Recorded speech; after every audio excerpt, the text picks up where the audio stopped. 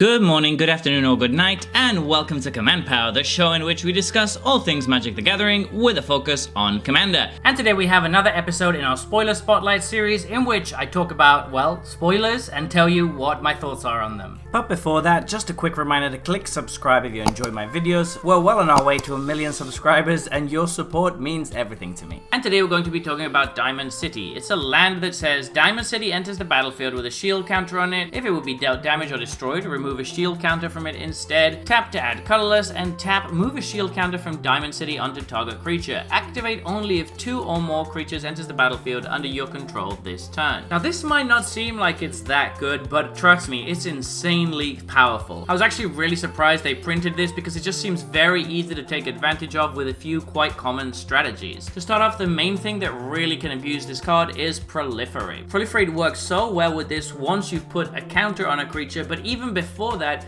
it can proliferate the initial counters on Diamond City, which means then when you start passing them around, you can pass them around even more. And there's basically very little opportunity cost to this. It taps for mana and it doesn't come in tapped, so you're not really giving up much other than the fact that it doesn't tap for colors. So in any Proliferate deck that's 1 to 2 colors, this is basically an auto-include. You might even consider putting it in 3 color ones if your mana can afford it, but it's very, very strong to be able to pass around counters to your creatures to give them protection from all sorts of things such as board wipes. It's worth remembering as well that in Commander, shield counters are better than they are in Limited, because in Limited there's a lot of combat happening and there's a lot of ways to deal pinging effects to creatures. However, in Commander that is just not that common. Shield counters are going to stick around quite a bit and they're going to allow you to either trade up with a really powerful creature or just survive a massive board wipe, although let's be honest, your opponents are probably not going to pull the trigger on a board wipe when you have a bunch of creatures with shield counters on them. But it does mean that you can be more proactive with your own board wipes by loading up your creatures with protection and then slamming a Wrath of God whilst your creatures are safe behind their shield counters. So as you might have noticed, there is a condition to moving the shield counters. The condition is getting 2 creatures to enter the battlefield under your control that turn. You might not be able to achieve this every turn depending on how you're doing, although I will say that Proliferate decks tend to draw a lot of cards, which makes it a lot easier to achieve this requirement. But luckily for us, there are quite a few ways that have been printed in recent sets for us to move counters around from one place to another. An example, of course, being Goldberry River Daughter, which should probably go in any deck that you're playing this in, just so that you can move those shield counters at instant speed to anywhere you need them to go. So in most respects, I feel like this is quite a narrow card. Here's a real kicker about this card though. Since we've noted that there is very little opportunity cost to playing this, I just see it as a potential include in almost every deck, just as a way to get 1 shield counter on something important such as your commander. If you have a Voltron deck, getting a shield counter on your commander can be the difference between winning the game and losing it. Or if you're a deck that's very interested in board wipes but still wants your commander to stay alive, then just having this as a one-off effect can often be fairly good,